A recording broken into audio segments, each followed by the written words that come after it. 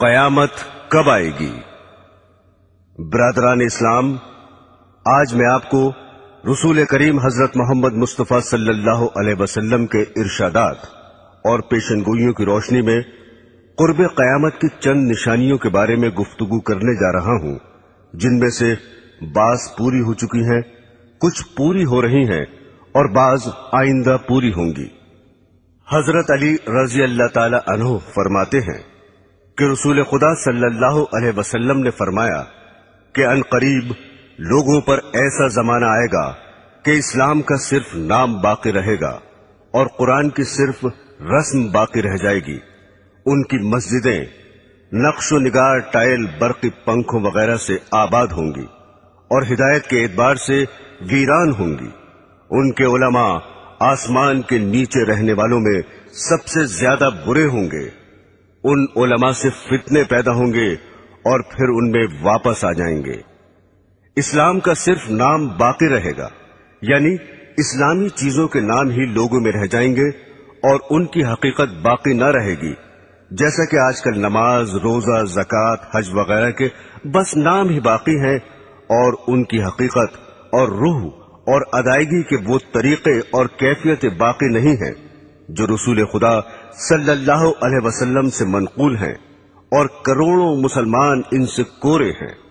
قرآن شریف صرف رسمن ہی پڑھا جاتا ہے، اس کے الفاظ اور خوش الہانی کا تو خیال ہے، مگر اس کے معنی پر غور کرنا اور اس کی منع کی ہوئی چیزوں سے بچنا تو مسلمان کے تصور میں بھی نہیں رہا۔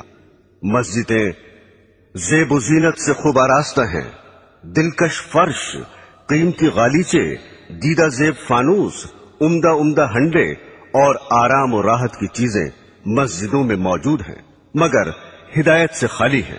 مسجدوں میں دنیا کی باتیں، تانے، غیبتیں بے دھڑک ہوتی ہیں اور امام و مؤذن تو مسجدوں کو گھر ہی سمجھتے ہیں۔ علماء کے بارے میں جو یہ ارشاد فرمایا کہ علماء سے فتنہ نکلے گا اور ان میں واپس آ جائے گا، اس کا مطلب یہ ہے کہ علماء بگڑ جائیں گے اور رشد و ہدایت کی راہ چھوڑ دیں گے تو عالم میں فساد ہوگا، اور پھر اس کی زد میں علماء بھی آ جائیں گے، اور یہ بھی مطلب ہو سکتا ہے کہ علماء دنیا داروں اور ظالموں کی مدد کریں گے اور پیسے اینٹھنے کے لیے دنیا کی مرضی کے موافق مسئلے بتائیں گے، اور پھر دنیا دار ہی ان کا مزاج ٹھکانے لگا دیں گے۔ حضرات گرامی، دوسرے انسانوں کی طرح آج کل کے علماء بھی فکر آخرت سے خالی ہو گئے ہیں اور اس فانی زندگی کو اپنے علم کا مقصد بنا رکھا ہے۔ سیاسی لیڈر بننے، شہرت حاصل کرنے، روپیہ کمانے جوڑنے کی دھن میں سرگرداں ہیں، اور موجودہ زمانے کے علماء میں خال خال ہی ایسے ہیں جو اسلام کی تبلیغ کرتے ہوں، ورنہ آج تو علماء کی یہ حالت ہو گئی ہے کہ جلسوں میں گاندھیزم یا نیشنلزم، سوشلزم اور کمیونزم کی اشاعت کرتے ہیں اور ارشادات نبوی کی بجائے مخلوق کے خود ساختہ نظاموں کی طرف دعوت دیتے ہیں۔ حضرت انس رضی اللہ تعالی عنہ فرماتے ہیں کہ رسول اللہ صلی اللہ علیہ وسلم نے ارشاد فرمایا کہ قیامت کی نشانیوں میں ایک یہ بھی ہے کہ لوگ مسجدیں بنا کر فخر کریں گے۔ آج کل یہی حال ہے، اور بقول حضرت ابن عباس رضی اللہ تعالی عنہ، تم ضرور مسجدوں کو یہود و نصار کی طرح سجاؤ گے۔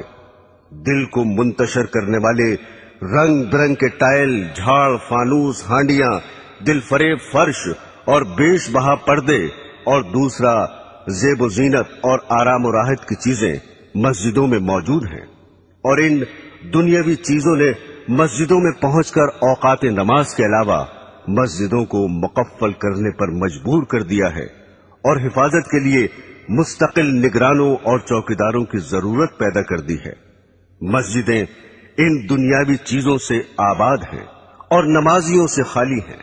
جو نمازی ہیں وہ مسجدوں میں دنیا کی باتوں میں مشغول رہتے ہیں۔ مسجدوں میں نہ تعلیمی حلقے ہیں، نہ دینی مشورے ہیں، نہ ذکر و تلاوت سے آباد ہیں۔ حالانکہ مسجد رسول اکرم صلی اللہ علیہ وسلم اور حضرات خلفائے راشدین کے زمانے میں دین اور دینیات کی ترقی کے کاموں میں और उससे मुताल्लिक मशवरों का मरकज थी। एक रवायत में है कि जब तुम अपनी मस्जिद को सजाने लगो और कुरानों को दीदा जेब बनाने लगो तो समझ लो तुम्हारी हलाकत का वक्त करीब है। हुजूर सल्लल्लाहु अलैहि वसल्लम ने इरशाद फरमाया कि एक जमाने में ऐसे लोग होंगे जिनकी दुनियावी बातें उनकी मस्जिदों में हुआ करेंगी। तुम उनके पास न बैठना क्योंकि खुदा को उनकी कोई जरूरत नहीं है। हजरत अनस रजी अल्लाह ताला अन्हु फरमाते हैं कि रसूल खुदा सल्लल्लाहु अलैहि वसल्लम ने इरशाद फरमाया कि लोगों पर एक ऐसा जमाना आएगा कि दीन पर जमने वाला उनमें ऐसा होगा जैसे हाथ में चिंगारी पकड़ने वाला हो। ये जमाना इस वक्त मौजूद है क्योंकि हर तरफ बददीनी और बेहयाई और फहशकारी की फजा है, सरकशी का माहौल है। अव्वल तो दीनदार रहे ही नहीं, और अगर कोई दीन पर अमल करना चाहता है तो अहले मुल्क, अहले वतन, अजीज व अकरबा आड़े आ जाते हैं। बीवी कहती है कि तनख्वाह में मेरा पूरा नहीं पड़ता, दुनिया रिश्वत ले रही है, तुम बड़े परहेजगार बने हुए हो। हम उम्र मजाक उड़ा रहे हैं कि दाढ़ी रखकर मुल्ला बन गए, झाड़ सा लगाए फिर रहे हो। रेल में या लारी में सफर कर रहे हैं और एक शख्स नमाज पढ़ना चाहता है, मगर उसके लिए न रेल ठहर सकती है न लारी रुक सकती है। लेकिन अगर किसी को कुछ दुनियावी नुकसान हो जाए तो सब हमदर्दी के लिए हाजिर हैं। आजकल दीनदारी इख्तियार करना सारी दुनिया से लड़ाई मोल लेने के मुतरादिफ है। दीन का दर्द पैदा करने और बददीनी की फजा में निकलने की कुव्वत हासिल करने के लिए खानकाहों और दीनदारों की मजलिसों में शिरकत करना बहुत ही जरूरी है। जब इंसान बददीनी के माहौल से मासियत इख्तियार कर सकता है तो दीनदारी की फजा में पहुंचकर नेक भी बन सकता है। अगर किसी वजह से दीनदारों से दूर हो तो बददीनों से भी दूर रहे। इसी हकीकत के पेश नजर रसूल खुदा सल्लल्लाहु अलैहि वसल्लम ने इरशाद फरमाया कि अन करीब ऐसा होगा कि मुसलमान का बेहतरीन माल चंद बकरियां होंगी जिन्हें लेकर पहाड़ की चोटियों और जंगलों में चला जाएगा और इस सूरत से अपना दीन बचाने के लिए फितनों से भागेगा। एक और हदीस में है कि रसूल खुदा सल्लल्लाहु अलैहि वसल्लम ने इरशाद फरमाया कि अन करीब फितने पैदा होंगे, उस वक्त बैठा हुआ खड़े हुए से बेहतर होगा, क्योंकि बैठा हुआ शख्स बनिस्बत खड़े हुए शख्स के फितने से दूर होगा और खड़ा हुआ चलने से बेहतर होगा और चलने वाला दौड़ने वाले से बेहतर होगा। जो शख्स फितनों की तरफ नजर उठाकर देखेगा फितने उसे उचक लेंगे। फितने के वक्त इबादत खुदाबंदी में मशगूल होना बहुत ज्यादा फजीलत रखता है। रसूल खुदा सल्लल्लाहु अलैहि वसल्लम ने इरशाद फरमाया कि कत्ल के जमाने में इबादत करना मेरी तरफ हिजरत करने के बराबर है। मेरे दीनी बहनों और भाइयों, हजरत सुबान रजी अल्लाह ताला अन्हु फरमाते हैं कि एक मर्तबा रसूल खुदा सल्लल्लाहु अलैहि वसल्लम ने इरशाद फरमाया कि एक ऐसा जमाना आने वाला है कि कुफ्र बातिल की जमातें तुम्हें खत्म करने के लिए आपस में एक दूसरे को इस तरह बुलाकर जमा कर लेंगे जैसे खाने वाले एक दूसरे को बुलाकर प्याले के आसपास जमा हो जाते हैं। ये सुनकर एक साहब ने सवाल किया, क्या हम उस रोज कम होंगे?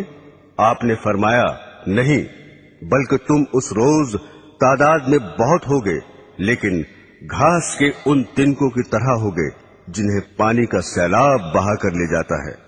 फिर इरशाद फरमाया, खुदा जरूर जरूर तुम्हारे दुश्मनों के दिल से तुम्हारा रोब निकाल देगा और यकीनन वो तुम्हारे दिलों में काहिली और सुस्ती डाल देगा। एक साहब ने अर्ज किया, सुस्ती का क्या सबब होगा? इस पर आपने इरशाद फरमाया कि दुनिया यानी मालो दौलत से मोहब्बत करने लगोगे और मौत को मकरूह समझोगे।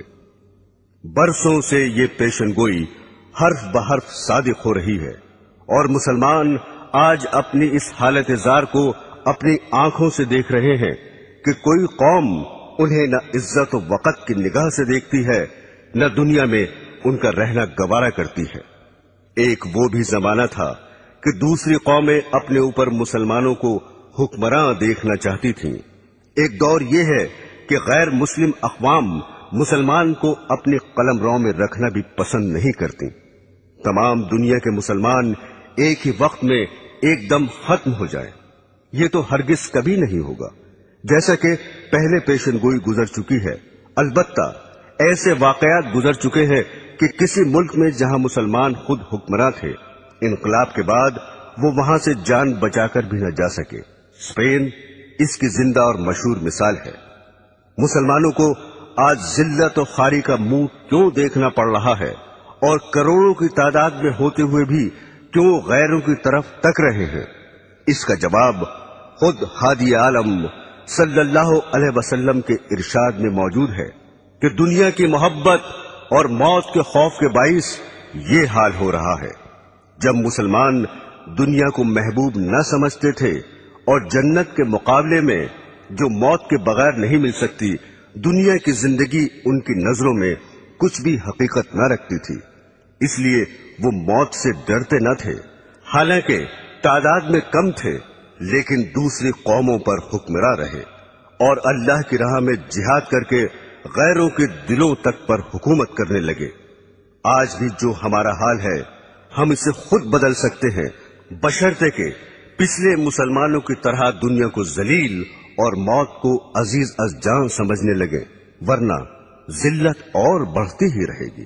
حضرات گرامی، حضرت ابو ہریرہ رضی اللہ تعالی عنہ فرماتے ہیں کہ رسول خدا صلی اللہ علیہ وسلم نے ارشاد فرمایا کہ قیامت کی نشانیوں میں سے یہ بھی ہے کہ علم اٹھ جائے گا، جہالت بہت بڑھ جائے گی، زنا کی کثرت ہوگی، شراب بہت پی جائے گی، مرد کم ہو جائیں گے، عورتیں اس قدر زیادہ ہو جائیں گی کہ 50 عورتوں کی خبرگیری کے لیے ایک ہی مرد ہوگا۔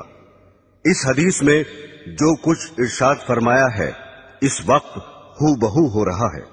البتہ عورتوں کی ابھی اتنی زیادتی نہیں ہوئی جتنی اس حدیث میں درج ہے، مگر یورپ کی جنگیں ان قریب ہی اس پیشن گوئی کو سچا کر دکھانے والی ہیں۔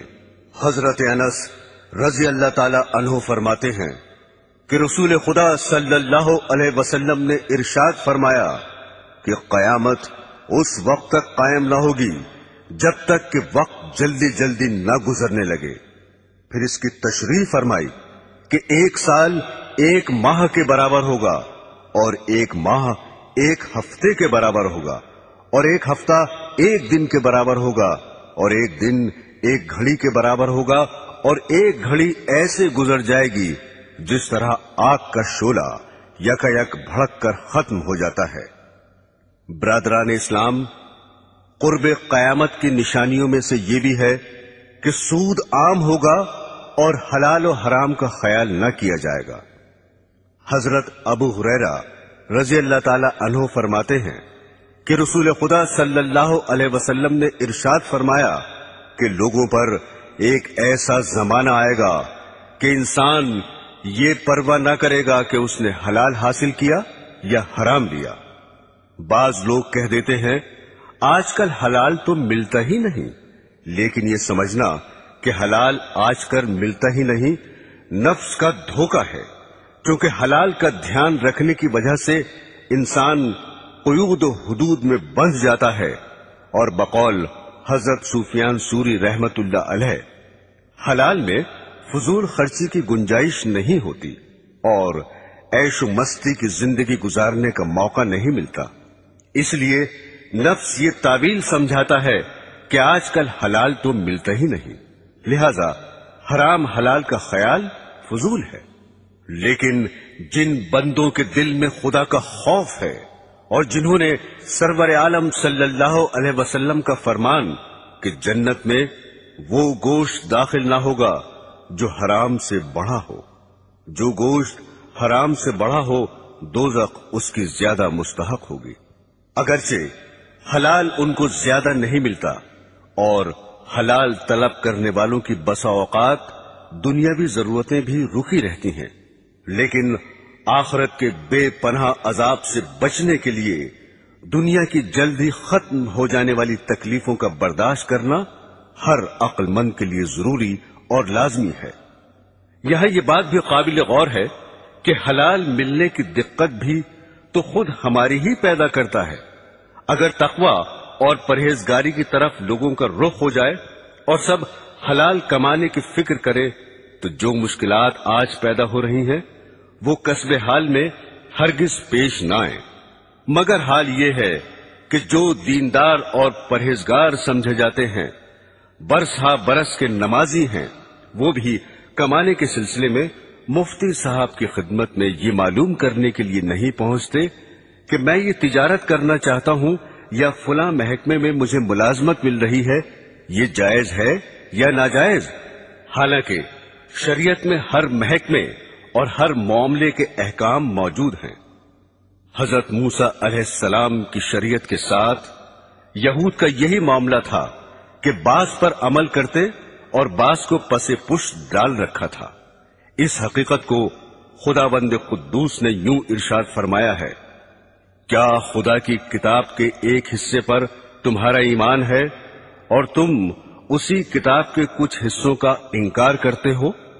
رسول اللہ صلی اللہ علیہ وسلم نے ارشاد فرمایا کہ لوگوں پر ضرور ایک ایسا دور آئے گا کہ کوئی شخص ایسا باقی نہ رہے جو سود کھانے والا نہ ہو، اور اگر سود بھی نہ کھائے گا تو اسے سود کا دھواں اور بعض روایات میں غبار پہنچ جائے گا۔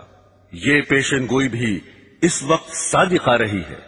بینکوں سے تعلق رکھنے والوں اور بینک کے ذریعے کاروبار چلانے والوں کو اور پھر ان سے شرکت یا ملازمت کے ذریعے روپیہ حاصل کرنے والوں کو شمار کر لو، پھر دیکھو کہ سود سے یا اس کے اثر سے کون بچ رہا ہے۔ برادران اسلام، حضرت ابو ہریرہ رضی اللہ تعالی عنہ فرماتے ہیں کہ رسول خدا صلی اللہ علیہ وسلم نے خدا کی قسم کھا کر ارشاد فرمایا کہ اس وقت تک دنیا ختم نہ ہوگی جب تک لوگوں پر ایسا دن نہ آ جائے گا کہ قاتل کو یہ علم نہ ہوگا کہ میں نے کیوں قتل کیا، اور مقتول یہ نہ جانے گا کہ میں کیوں قتل ہوا۔ کسی نے عرض کیا، ایسا کیوں ہوگا؟ ارشاد فرمایا، فتنوں کی وجہ سے قتل بہت ہی زیادہ ہوگا۔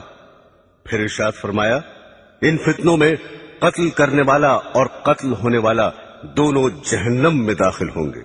حضرات گرامی، قاتل کا دوزخی ہونا تو ظاہر ہے کہ اس نے ناحق دوسرے کا خون کیا، اور مقتول کے دوزخی ہونے کی وجہ دوسری حدیث میں یہ آئی ہے کہ چونکہ وہ بھی دوسرے کو قتل کرنے کی فکر میں لگا ہوا تھا اس لیے وہ بھی دوزخی ہوگا۔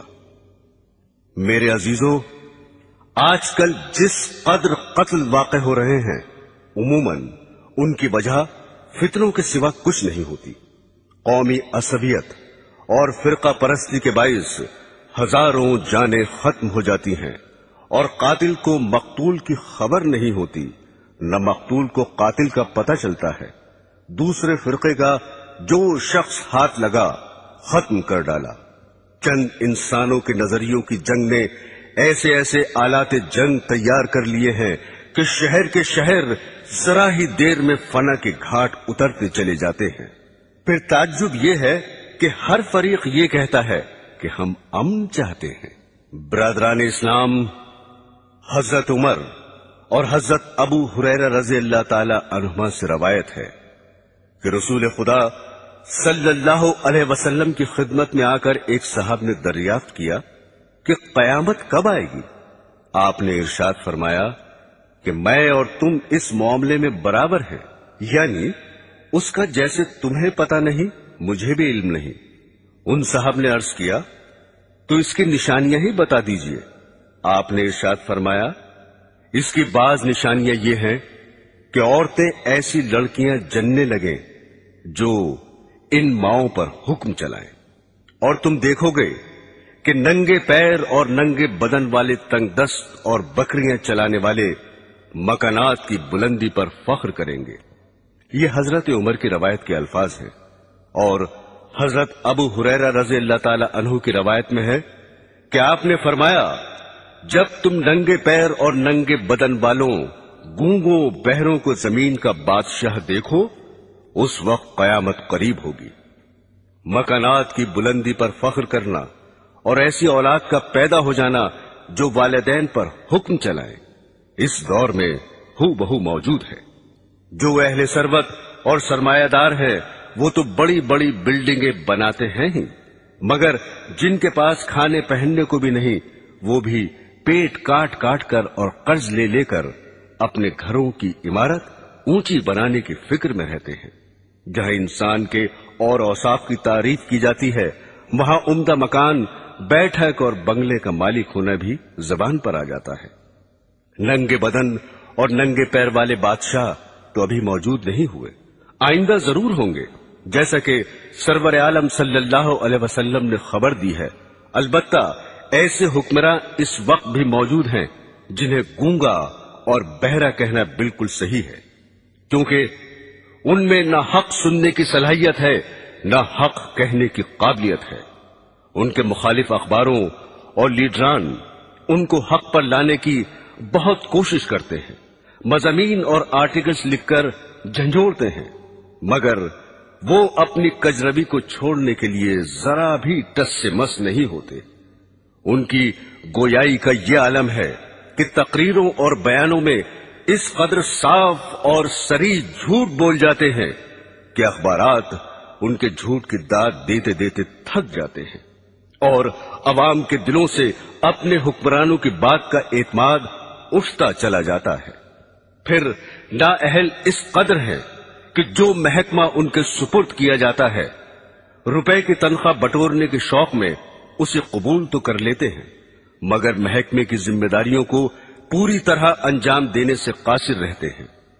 बुखारी शरीफ में है कि रसूल खुदा सल्लल्लाहु अलैहि वसल्लम की खिदमत में हाजिर होकर एक देहाती ने सवाल किया कि कयामत कब आएगी। आपने इरशाद फरमाया, जब अमानतदारी जाती रहे तो कयामत का इंतजार करना। साइल ने दोबारा दरियाफ्त किया कि अमानतदारी कैसे जाया होगी। इरशाद फरमाया, जब ओहदे ना अहलों के सुपुर्द कर दिए जाएं, जैसे सदारत, कयादत, हुकूमत, विजारत, तदरीस, अमामत, खिताबत वगैरह, तो कयामत का इंतजार करना। यानी जब ऐसा होगा तो अमानतदारी भी जाया कर दी जाएगी। इस इरशाद से मालूम हुआ कि नालायक हुक्मरानों के अलावा दूसरे ओहदों पर फायज होने वाले भी नाअहल होंगे। चुनाचे आजकल मौजूद हैं फासिक, बखील, बदकार और बद अखलाक लोग बड़े बड़े ओहदों पर फायज हैं। जो लोग मौजिज और अहले अक्ल समझे जाते हैं, दौलत और सरवत की वजह से उन्हें बड़ा आदमी कहा जाता है। उनके अफाल और किरदार बसा औकात अखबारों में शाया होते हैं, तो पता चलता है कि इस दौर के बड़ों की बदकारी किस दर्जा बढ़ी हुई है। और सैयद आलम सल्लल्लाहु अलैहि वसल्लम का इरशाद गिरामी, उस वक्त तक कयामत कायम न होगी जब तक दुनिया का सबसे ज्यादा हिस्सा ऐसे शख्स को ना मिल जाए जो खुद भी कमीना होगा और उसका बाप भी कमीना होगा। जल्द ही दुनिया पर सादिक आने वाला है। इस वक्त इंसानों में बुलंद अखलाक वाले इंसान बहुत ही कम है, और वो वक्त मौजूद है जिसका बुखारी शरीफ में जिक्र है कि रसूल खुदा सल्लल्लाहु अलैहि वसल्लम ने इरशाद फरमाया कि लोग यके बाद दीगरे खत्म होते जाएंगे और बेकार लोग रह जाएंगे, जैसे रद्दी, जौ या खजूर का कूड़ा रह जाता है। खुदा उनकी जरा परवाह न करेगा।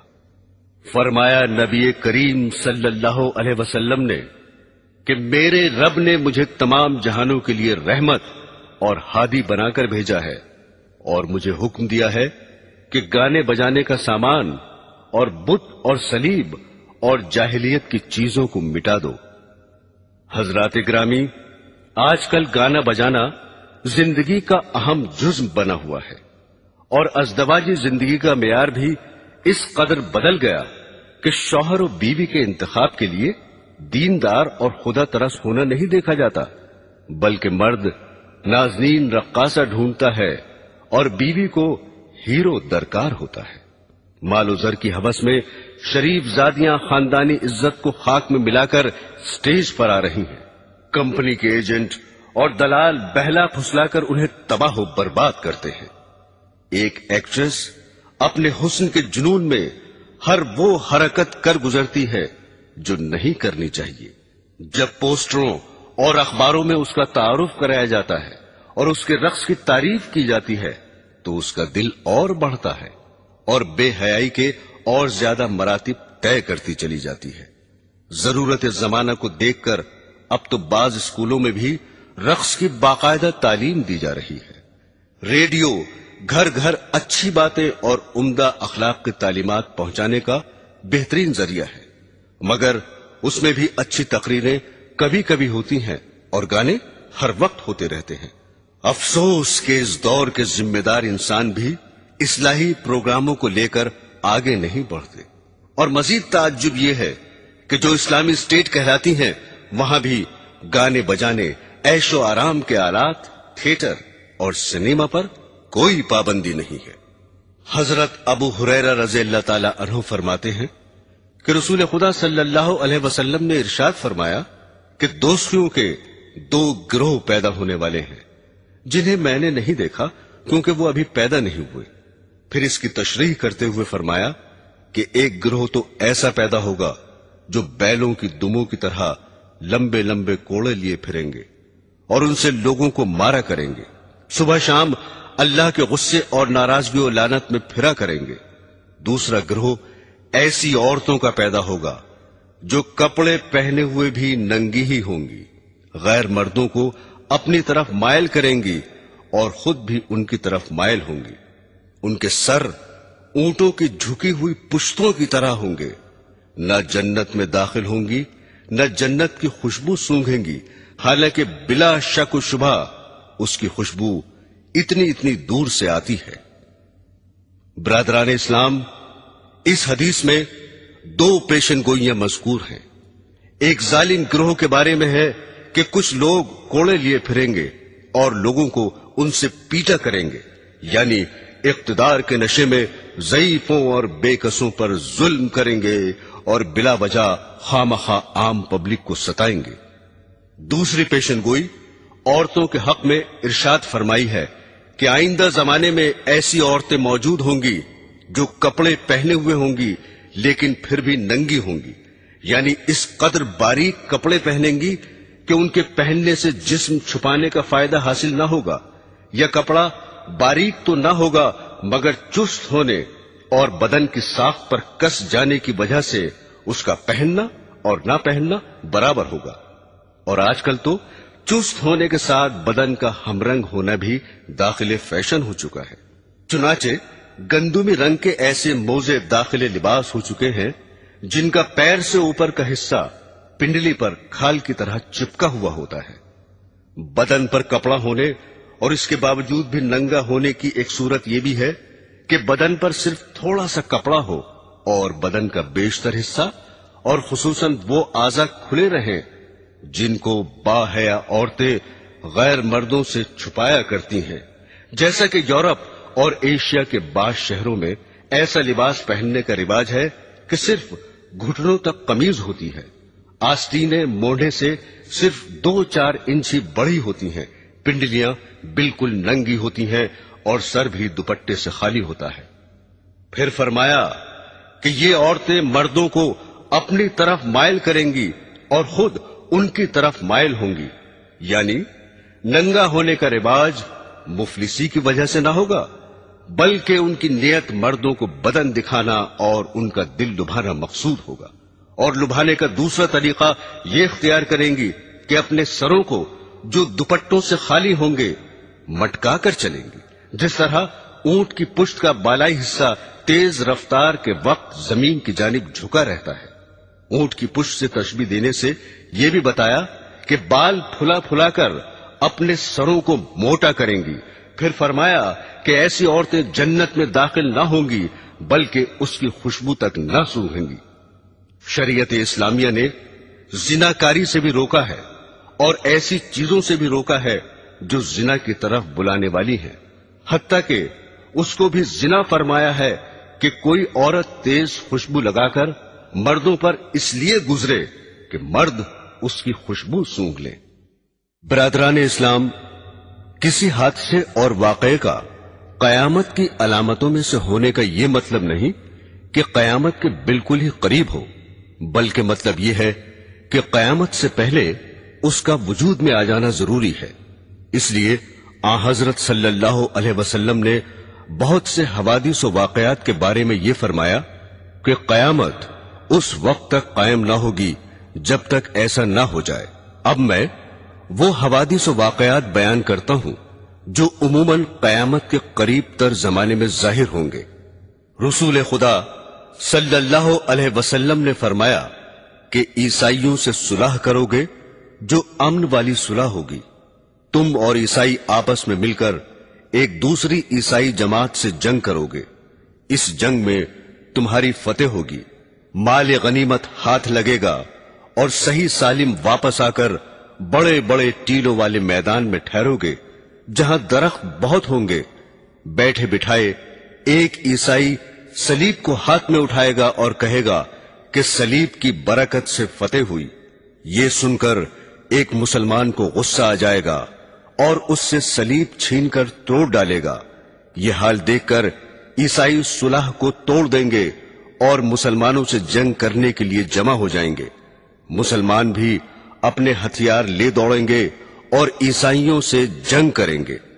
اس جنگ میں مسلمانوں کا بادشاہ شہید ہو جائے گا اور دوسرے ملکوں کی طرح ملک شام میں بھی عیسائیوں کی حکومت ہو جائے گی، اور جس عیسائی جماعت سے مسلمانوں کے ساتھ مل کر پہلے جنگ کی تھی اس سے اب یہ عیسائی صلح کر لیں گے۔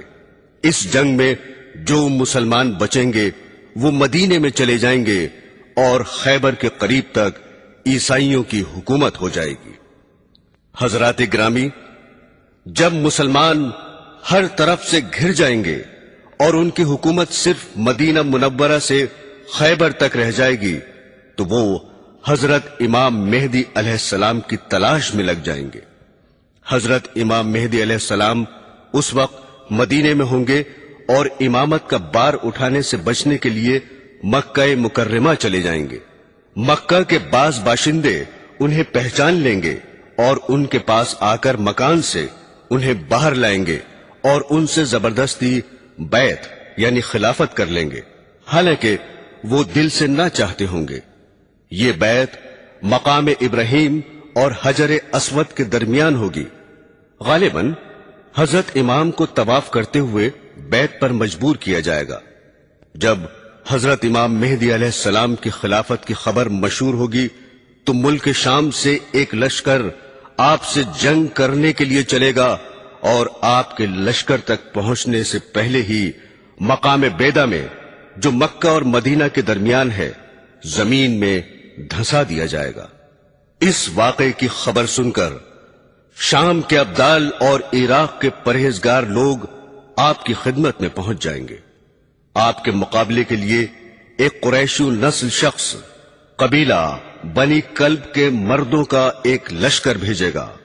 قبیلہ بنی کلب میں اس شخص کی ننیحال ہوگی۔ اس قبیلے سے حضرت مہدی علیہ السلام کا لشکر جنگ کرے گا اور غالب رہے گا۔ حضرت امام مہدی علیہ السلام کے ظہور کے بارے میں رسول اللہ صلی اللہ علیہ وسلم نے فرمایا کہ اس امت پر ایک زبردست مصیبت آئے گی اور انسان ظلم سے بچنے کے لیے کوئی پناہ کی جگہ نہ پائے گا۔ اس وقت خدا میری نسل اور میرے خاندان میں سے ایک شخص پیدا فرمائے گا اور اس کے ذریعے زمین کو عدل اور انصاف سے بھر دے گا، جس طرح کہ وہ اس سے پہلے ظلم اور زیادتی سے بھری ہوئی ہوگی، یعنی ان سے پہلے لوگوں میں عدل و انصاف نام کو نہ ہوگا، ہر جگہ ظلم ہی ظلم چھایا ہوگا، اور ان کے آنے پر ساری دنیا انصاف سے بھر جائے گی۔ پھر فرمایا کہ ان کے عدل سے آسمان والے اور زمین والے سب راضی ہوں گے، اور اس زمانے کی نیکیوں اور عدل و انصاف کا یہ نتیجہ ہوگا کہ آسمان ذرا سا پانی بھی برسائے بغیر نہ چھوڑے گا اور خوب موسلادھار بارشیں ہوں گی، زمین بھی اپنے اندر سے تمام پھل پھول غلے اور ترکاریاں اگا دے گی، حتیٰ کہ اس قدر ارزانی اور غذاؤں کی بہتات ہوگی کہ زندہ لوگ مردوں کی تمنا کرنے لگیں گے کہ کاش ہمارے دوست احباب عزیز اور اقربا بھی زندہ ہو جاتے تو اس عیش اور خوشی کے زمانے کو دیکھ لیتے۔ حضرت امام مہدی علیہ السلام کے زمانے میں مال اس قدر کثیر ہوگا کہ ان سے اگر کوئی مال طلب کرے گا تو لپ بھر بھر کر اس کے کپڑے میں اتنا ڈال دیں گے جتنا وہ اٹھا کر لے جا سکے گا۔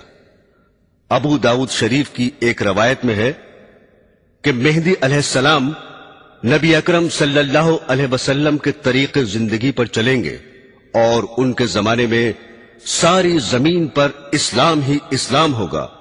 حضرت مہدی علیہ السلام 7 برس حکومت کریں گے، پھر وفات پا جائیں گے اور مسلمان ان کی نماز جنازہ پڑھیں گے۔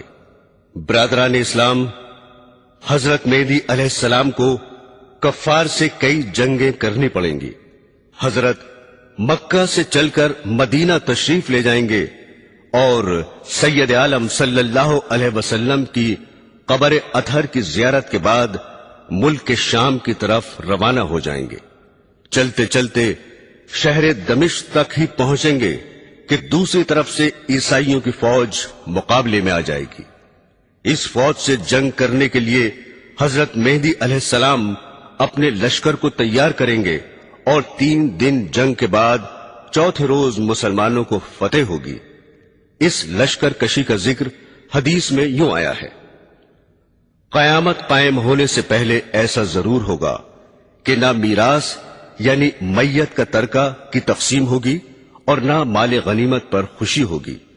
پھر اس کی تشریح کرتے ہوئے فرمایا کہ شام کے مسلمانوں سے جنگ کرنے کے لیے ایک زبردست دشمن جمع ہو کر آئے گا اور دشمن سے جنگ کرنے کے لیے مسلمان بھی جمع ہو جائیں گے اور اپنی فوج سے انتخاب کر کے ایک ایسی جماعت دشمن کے مقابلے میں بھیجیں گے جس سے یہ طے کرا لیں گے یا مر جائیں یا فتح ہوں گے۔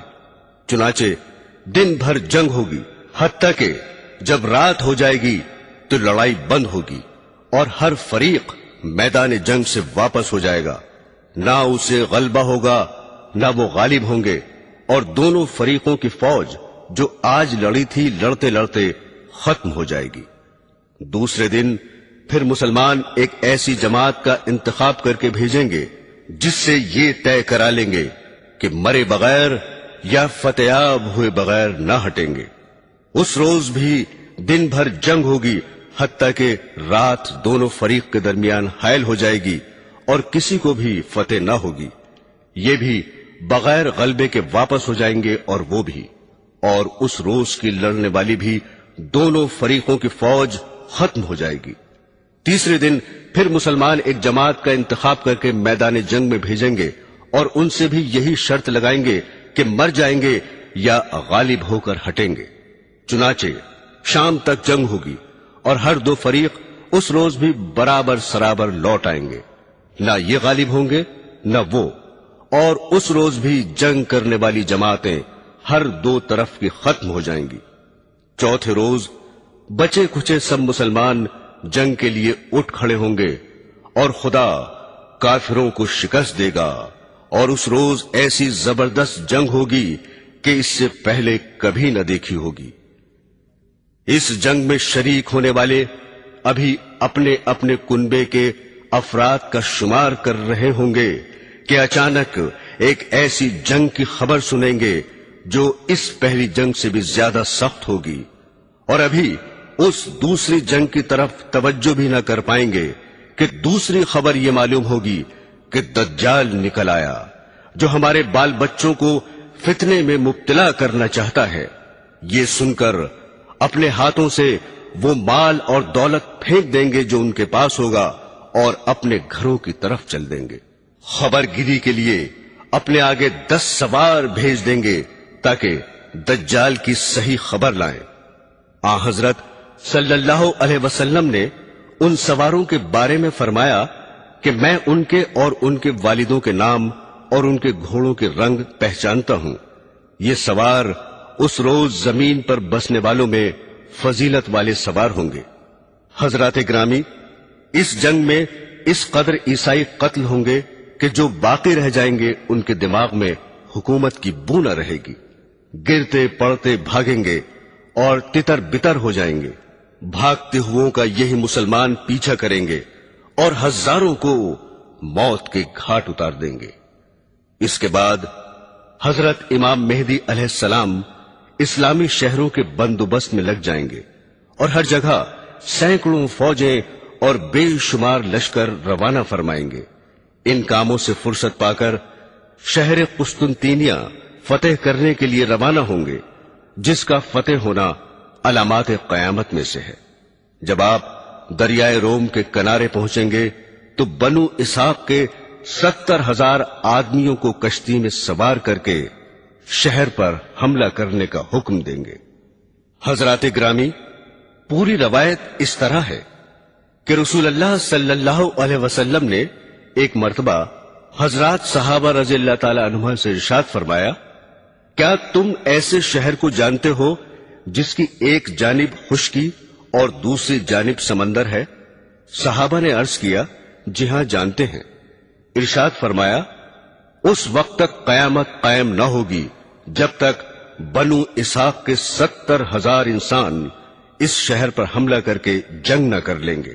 جب یہ لوگ جنگ کرنے کے لیے اس شہر کے قریب آ کر قیام کریں گے تو نہ ہتھیاروں سے لڑیں گے اور نہ کوئی تیر پھینکیں گے، بلکہ محض خدا کی غیبی مدد کے ذریعے فتح حاصل کر لیں گے، جس کی صورت یہ ہوگی کہ لا الہ الا اللہ واللہ اکبر کا نعرہ لگائیں گے تو اس کی ایک طرف کی دیوار گر جائے گی، پھر دوبارہ لا الہ الا اللہ واللہ اکبر کا نعرہ لگائیں گے تو اس کی دوسری جانب کی دیوار گر جائے گی، پھر تیسری بار نعرہ لگائیں گے تو شہر میں داخل ہونے کے لیے راستہ مل جائے گا اور اس میں داخل ہو جائیں گے۔ داخل ہو کر شہر کو فتح کر لیں گے اور مال غنیمت ہاتھ لگے گا۔ غنیمت کا مال تقسیم کر ہی رہے ہوں گے کہ اچانک یہ آواز سنیں گے کہ دجال نکل آیا۔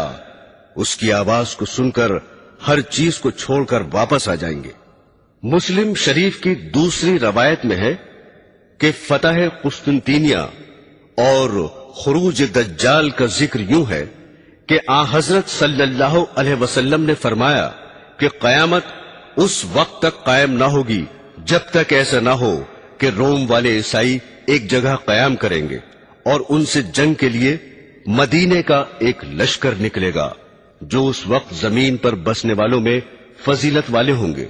جب دونوں طرف سے فوجیں صف بنا کر کھڑی ہو جائیں گی تو عیسائی کہیں گے کہ ہمیں اور ان مسلمانوں کو چھوڑ دو جو ہمارے آدمیوں کو قید کر لائے ہیں۔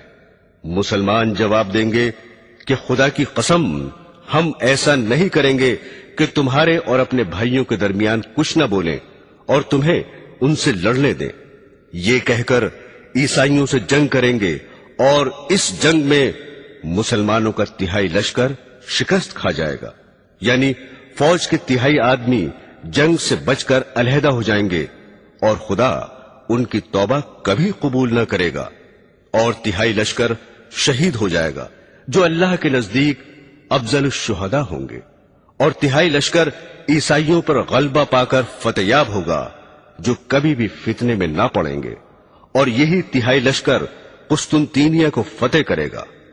فتح قسطنطینیہ کے بعد غنیمت کے مال کو تقسیم کر رہے ہوں گے اور اپنی تلواریں زیتون کے درخت پر لٹکائے ہوئے ہوں گے کہ اچانک شیطان زور سے یوں پکارے گا، بلا شبہ دجال تمہارے پیچھے تمہاری اہل اولاد میں پہنچ گیا۔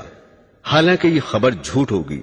اس کے بعد مسلمانوں کا لشکر شام کی طرف رخ کرے گا، اور جب شام پہنچیں گے تو دجال نکل آئے گا۔ اسی اثنا میں کہ جنگ کی تیاری کر رہے ہوں گے اور صفیں درست کرتے ہوں گے، نماز کا وقت ہو جائے گا اور نماز کھڑی ہو جائے گی۔ اتنے میں حضرت عیسیٰ علیہ السلام آسمان سے اتر آئیں گے اور ان کے امام بنیں گے۔ حضرت عیسیٰ علیہ السلام کو دیکھتے ہی خدا کا دشمن دجال اس طرح پگھلنے لگے گا जैसे पानी में नमक पिघलता है। अगर हजरत ईसा अलैहिस्सलाम उसको कत्ल न करे और वैसे ही छोड़ दे तो दज्जाल बिल्कुल पिघल कर हलाक हो जाए, लेकिन वो उसे अपने हाथ से कत्ल करेंगे और अपने नेज़े में उसका खून लगा हुआ लोगों को दिखाएंगे। ब्रादरान इस्लाम, हजरत अजीफा रजी अल्लाह ताला अन्हु फरमाते हैं कि रसूल खुदा सल्लल्लाहु अलैहि वसल्लम ने फरमाया कि बेशक दज्जाल निकलेगा और बेशक उसके साथ में पानी भी होगा और आग भी होगी। बाज रवायात में है कि उसके साथ उसकी जन्नत भी होगी और उसकी दोज़ख भी होगी। जिसे लोग पानी समझेंगे वो वाक़ईतन जलाने वाली आग होगी, यानी उसको कबूल करने के सबब दोज़ख की आग में जलेंगे, और जिसे लोग आग समझेंगे वो मीठा पानी होगा। लिहाजा तुम में से जो कोई उसके जमाने में हो तो चाहिए कि उसी में गिरे जो आग दिखाई दे रही हो, क्योंकि वो दर हकीकत मीठा पानी है। मुस्लिम की रिवायत में यह भी है कि दज्जाल की दोनों आंखों के दरमियान लफ्ज काफिर लिखा होगा, जिसे हर पढ़ा बेपढ़ा मोमिन पढ़ सकेगा। बाज रवायात में है कि उसके साथ गोश्त रोटी के पहाड़ और पानी की नहरें होंगी। किसी के गुस्सा दिलाने पर मशरिक से निकल पड़ेगा और मदीना जाने का कस्द करेगा, लेकिन मदीने में दाखिल न हो सकेगा, क्योंकि उस रोज मदीने के 7 दरवाजे होंगे और हर दरवाजे पर 2 फरिश्ते पहरे के लिए मुकर्रर होंगे। लिहाजा वो ओहद के पहाड़ के पीछे ठहर जाएगा और वहां से फरिश्ते उसका रुख शाम की तरफ कर देंगे। शाम की तरफ चल देगा, वहीं हजरत मसीह अलैहिस्सलाम के हाथों हलाक होगा। हजरात ग्रामी, जिस वक्त मदीने के करीब ओहद के पीछे आकर ठहरेगा तो मदीने में जलजले के 3 झटके आएंगे। उससे घबराकर तमाम काफिर और मुनाफिक बाहर निकलकर दज्जाल के पास पहुंच जाएंगे। फतेहुल बारी में हाकिम की एक रवायत नकल की है, जिसमें यह भी है कि मदीने से फासिक मर्द और फासिक औरतें भी उसकी तरफ निकल खड़ी होंगी। इसी असना में जबकि दज्जाल मदीने के करीब ठहरा हुआ होगा, ये वाकया पेश आएगा कि मदीने से एक साहब निकलकर दज्जाल के सामने आएंगे, जो उस जमाने में रुए जमीन पर बसने वालों में सबसे बेहतर होंगे। वो दज्जाल से कहेंगे, मैं गवाही देता हूं कि बेशक तू वही दज्जाल है जिसकी रसूल अल्लाह सल्लल्लाहु अलैहि वसल्लम ने हमें खबर दी थी। उनकी ये बात सुनकर दज्जाल हाजरीन से कहेगा, अगर मैं इसे कत्ल करके फिर जिंदा कर दूं तो भी मेरे दावे में तुम शक करोगे? लोग जवाब देंगे, नहीं। लिहाजा दज्जाल उन साहब को कत्ल कर देगा और फिर जिंदा कर देगा। वो जिंदा होकर कहेंगे कि खुदा की कसम, मुझे तेरे बारे में जितना आज तेरे झूठा होने का यकीन हुआ, ऐसा पहले न था। इसके बाद दज्जाल उन्हें दोबारा कत्ल करना चाहेगा, लेकिन नहीं कर सकेगा। फिर दज्जाल एक कौम के पास पहुंचेगा और उनको अपनी खुदाई की तरफ बुलाएगा, तो वो उस पर ईमान ले आएंगे। दज्जाल अभी अपनी खुदाई के नशे में चूर ही होगा कि अचानक अल्लाह ताला मसीह अलैहिस्सलाम को आसमान से भेज देगा। चुनाचे वो शहर दमिश्क की मशरिक की जानिब से 2 फरिश्तों के परों पर हाथ रखे हुए उतरेंगे। जब सर झुकाएंगे तो उनका पसीना टपकेगा, और जब सर उठाएंगे तो उससे मोतियों की तरह पसीने के नूरानी दाने गिरेंगे, जैसे कि चांदी के बने हुए दाने होते हैं।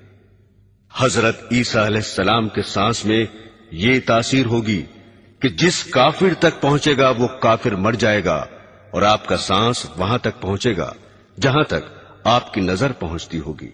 अब आसमान से उतरकर दज्जाल को तलाश करेंगे, हत्ता कि उसे एक मकाम पर पालेंगे और कत्ल फरमा देंगे।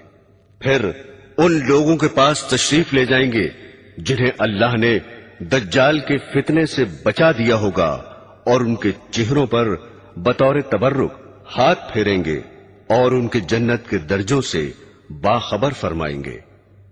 हजरात ग्रामी, مسلم شریف میں دجال کے قتل ہو جانے اور حضرت عیسیٰ علیہ السلام کے لوگوں کے پاس پہنچ کر چہروں پر ہاتھ پھیرنے کے بعد یاجوج ماجوج کے نکلنے کا ذکر ہے، جس کی تفصیل اس طرح ہے کہ رسول اللہ صلی اللہ علیہ وسلم نے فرمایا کہ عیسیٰ علیہ السلام اسی حال میں یعنی قتل دجال کے بعد لوگوں سے ملنے جلنے میں ہوں گے کہ اللہ پاک کی ان کی طرف وحی آئے گی، بے شک میں اپنے ایسے بندوں کو نکالنے والا ہوں کہ کسی میں ان سے لڑنے کی طاقت نہیں ہے، لہذا تم میرے مومن بندوں کو طور پر لے جا کر محفوظ کر دو۔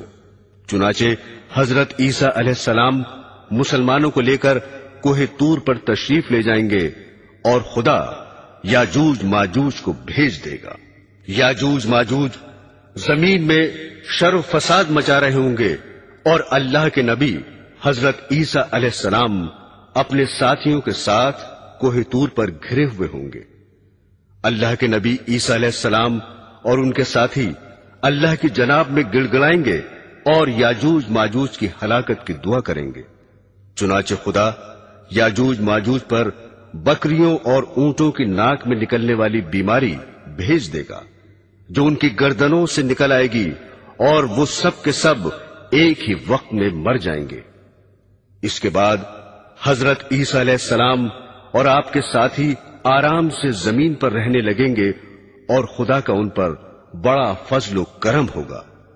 مسلمان اسی عیش و آرام اور خیر و برکت میں زندگی گزار رہے ہوں گے کہ قیامت بہت ہی قریب ہو جائے گی، اور چونکہ قیامت کافروں پر ہی قائم ہوگی اس لیے اچانک خدا ایک عمدہ ہوا بھیجے گا جو مسلمانوں کی بغلوں میں لگ کر ہر مومن اور مسلم کی روح قبض کرے گی، اور بدترین لوگ باقی رہ جائیں گے جو گدھوں کی طرح سب کے سامنے بے حیائی سے عورتوں سے زنا کریں گے، انہیں پر قیامت آئے گی۔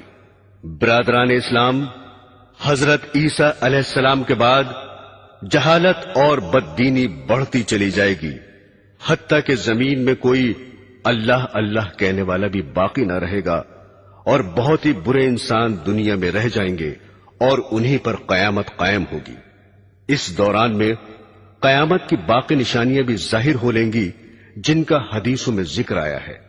مثلا حضرت حذیفہ رضی اللہ تعالی عنہ کی روایت ہے کہ آن حضرت صلی اللہ علیہ وسلم نے ارشاد فرمایا کہ قیامت ہرگز قائم نہ ہوگی جب تک تم اس سے پہلے یہ 10 نشانیاں نہ دیکھ لو۔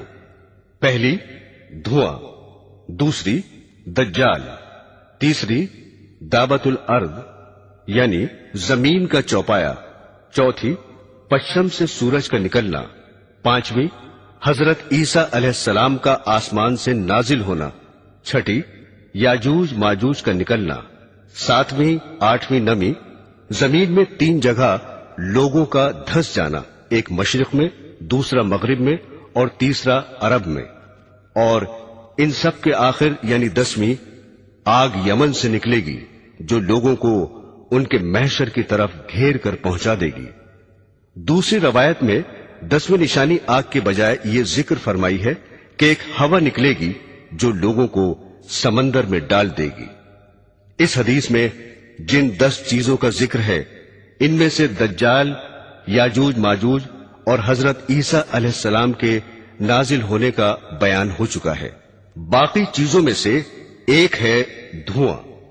سرور عالم صلی اللہ علیہ وسلم سے منقول ہے کہ جب آپ سے دریافت کیا گیا تو ارشاد فرمایا، ایسا دھواں ہوگا کہ جو مشرق سے مغرب تک خلا بھر دے گا اور 40 دن رہے گا۔ اس دھوئیں سے اہل ایمان کو زکام کی طرح تکلیف محسوس ہوگی اور کافر بے ہوش ہو جائیں گے۔ قیامت کی ایک دوسری نشانی ہے دعوت الارض یعنی زمین کا چوپایا، ایک ایسا جانور جو زمین سے نکل کر اہل ایمان کی پیشانی پر نورانی خط کھینچ دے گا اور کافروں کی ناک یا گردن پر سیاہ مہر لگا دے گا۔ قرآن حکیم کی ایک آیت میں اس جانور کا ذکر آیا ہے۔ ارشاد باری ہے، اور جب ان پر وعدہ قیامت کا پورا ہونے کو ہوگا تو ہم ان کے لیے زمین میں سے ایک جانور نکالیں گے جو ان سے باتیں کرے گا کہ لوگ ہماری یعنی اللہ جل شانہ کی آیتوں پر یقین لاتے تھے۔ حضرت شاہ صاحب کے مطابق جس روز مغرب سے آفتاب نکل کر واپس ہو کر غروب ہوگا، اس سے دوسرے دن صفا پہاڑ جو مکہ کے قریب ہے زلزلے سے پھٹ جائے گا، اور اس میں سے ایک عجیب شکل کا جانور نکلے گا جس کا منہ انسانوں کے منہ کی طرح ہوگا اور پاؤں اونٹ جیسے ہوں گے، گردن گھوڑے کی گردن کی طرح، اس کی دم گائے کی دم کی طرح، اور کھر ہرن کے کھروں کی طرح، اور سینگ 12 سینگے کے سینگوں کے مشابہ ہوں گے۔ ہاتھوں کے بارے میں لکھتے ہیں کہ اس کے ہاتھ بندر کے ہاتھوں جیسے ہوں گے۔ وہ بڑی فصاحت سے لوگوں سے گفتگو کرے گا، اور اس کے ایک ہاتھ میں حضرت موسیٰ علیہ السلام کا عصا اور دوسرے میں حضرت سلیمان علیہ السلام کی انگوٹھی ہوگی۔ اس تیزی سے تمام ملکوں میں پھرے گا کہ کوئی ڈھونڈنے والا اسے نہ پا سکے گا اور کوئی بھاگنے والا اس سے بچ کر نہ جا سکے گا، اور تمام انسانوں پر نشان لگا دے گا۔ ہر مومن کی پیشانی پر حضرت موسیٰ علیہ السلام کے عصا سے ایک خط کھینچ دے گا جس سے اس کا سارا منہ نورانی اور باروب ہو جائے گا، اور ہر کافر کی ناک یا گردن پر حضرت سلیمان علیہ السلام کی انگوٹھی سے مہر لگا دے گا، جس کی وجہ سے سارا منہ کالا ہو جائے گا، اور مومن اور کافر میں پورا پورا فرق ہو جائے گا، حتیٰ کہ اگر ایک دسترخوان پر بہت سی جماعتیں بیٹھ جائیں تو مومن اور کافر علیحدہ علیحدہ ہو جائیں گے۔ اس کام سے فارغ ہو کر وہ جانور غائب ہو جائے گا۔ حضرات گرامی، مغرب سے آفتاب کا نکلنا بھی قیامت کی نشانیوں میں سے ایک ہے۔ حضرت ابو ذر رضی اللہ تعالی عنہ فرماتے ہیں کہ رسول خدا صلی اللہ علیہ وسلم نے ایک دن مجھ سے سورج چھپ جانے کے بعد فرمایا، تم جانتے ہو یہ کہاں جاتا ہے؟ میں نے عرض کیا کہ اللہ اور اس کا رسول ہی خوب جانتے ہیں۔ اس پر آپ نے ارشاد فرمایا کہ بے شک یہ چلتے چلتے عرش کے نیچے پہنچ کر خدا کو سجدہ کرتا ہے، اور حسب عادت مشرق سے طلوع ہونے کی اجازت چاہتا ہے، اور اسے اجازت دے دی جاتی ہے، اور ایسا بھی ہونے والا ہے کہ ایک روز یہ سجدہ کرے گا اور اس کا سجدہ قبول نہ ہوگا، اور مشرق سے طلوع ہونے کی اجازت چاہے گا اور اجازت نہ دی جائے گی، اور کہا جائے گا کہ جہاں سے آیا ہے وہیں واپس لوٹ جا۔ چنانچہ سورج واپس ہو کر مغرب کی جانب سے طلوع ہوگا۔